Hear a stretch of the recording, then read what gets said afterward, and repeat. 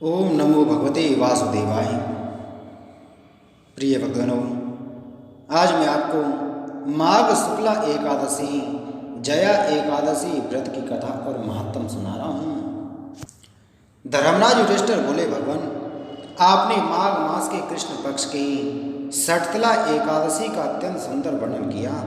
अब आप कृपा करके माघ शुक्ला एकादशी का क्या नाम है, व्रत की विधि और उस दिन कौन से देवता का पूजन किया जाता है, विस्तार पूर्वक कहिए। श्री कृष्ण भगवान कृपा पूर्वक बोले, हे राजन, इस एकादशी का नाम जया है। इसका व्रत करने से मनुष्य ब्रह्म हत्या आदि से छूटकर स्वर्ग की प्राप्ति करते हैं, पिशाच आदि योनियों से भी मुक्ति मिल जाती है।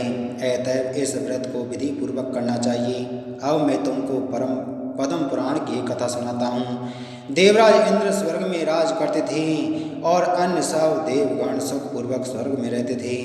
एक समय इंद्र अपनी इच्छानुसार नंदर वन में अप्सराओं के साथ क्रीड़ा कर रहे थे और गंधर्व गान कर रहे थे। उन गंधर्वों में प्रसिद्ध पुष्पदत्त तथा उसकी कन्या पुष्पावती और चित्रसेन तथा उसकी स्त्री मलिन भी थे। मलिन का पुत्र पुष्पवान और उसका पुत्र माल्यवान भी उपस्थित थे। उस समय पुष्पवती नामक एक गंधर्व स्त्री माल्यवान को देखकर उस पर मोहित हो गई और कामवान से चलायमान होने लगी।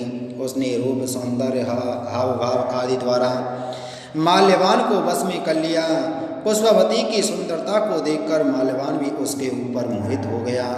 अतः ये दोनों कामदेव के वश में हो गए, परंतु फिर भी इंद्र के बुलाने पर नित्य गान के लिए जाना पड़ा और अप्सराओं के साथ गाना शुरू किया। परंतु कामदेव के प्रभाव से उनका मन न लगा और अशुद्ध गायन करने लगे। इनकी भाव भंगियों को देखकर इंद्र ने इनके प्रेम को समझ लिया और इसमें अपना अपमान समझकर उन्हें श्राप दे दिया कि तुम स्त्री पुरुष के रूप में मृत्यु लोक में जाकर पिशाच का रूप धारण करो और अपने कर्मों का फल भोगो। इंद्र का श्राप सुनकर ये दोनों अत्यंत दुखी हुए और हिमाचल पर्वत पर पिशाच बनकर अपना जीवन व्यतीत करने लगे। रात दिन में उन्हें एक क्षण भी निंद्रा नहीं आती थी। उस स्थान पर अत्यंत सर्दी थी, उनके दांत सर्दी से कटकटा रहे थे। एक दिन पिशाच ने अपनी पत्नी से कहा, ना मालूम हमने पिछले जन्म में ऐसे कौन से पाप किए हैं जिससे हमें इतनी दुखदायी यह पिशाच योनि प्राप्त हुई है। देवयोग से एक दिन माघ मास के शुक्ल पक्ष की जया नाम की एकादशी आई। उस दिन इन दोनों ने कुछ भी भोजन न किया और न कोई पाप कर्म ही किया, केवल फल फूल खाकर ही दिन व्यतीत किया और मान दुख के साथ पीपल के वृक्ष के नीचे बैठे रहे। जब सूर्य नारायण अस्ताचल हो गए तब रात्रि इन दोनों ने एक दूसरे से चिपटकर बड़ी कठिनता के साथ व्यतीत की। सर्दी के कारण उनको रात्रि में निद्रा भी नहीं आई। दूसरे दिन प्रातःकाल होते ही भगवान के प्रभाव से इनकी पिशाच देह छूट गई और अत्यंत सुंदर अप्सरा और गंधर्व की देह धारण करके तथा सुंदर वस्त्रों तथा आभूषणों से अलंकृत होकर स्वर्गलोक को प्रस्थान किया। उस समय आकाश में देवगण तथा गंधर्व उनकी स्तुति तथा पुष्प वर्षा करने लगे। स्वर्गलोक में जाकर इन दोनों ने देवराज इंद्र को प्रणाम किया।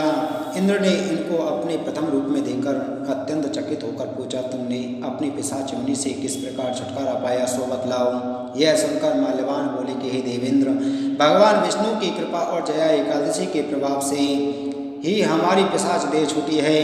तब इंद्र बोले कि हे माल्यवान, भगवान की कृपा और एकादशी के व्रत करने से न केवल तुम्हारी पिशाच योनि छूटी है वरन हम लोगों की भी बंधनी हो गए हो, क्योंकि विष्णु और शिव के भक्त हम लोगों की बंधनी हैं। अतः आपको धन्य है। अब आप पुष्पवती के साथ जाकर विहार करो।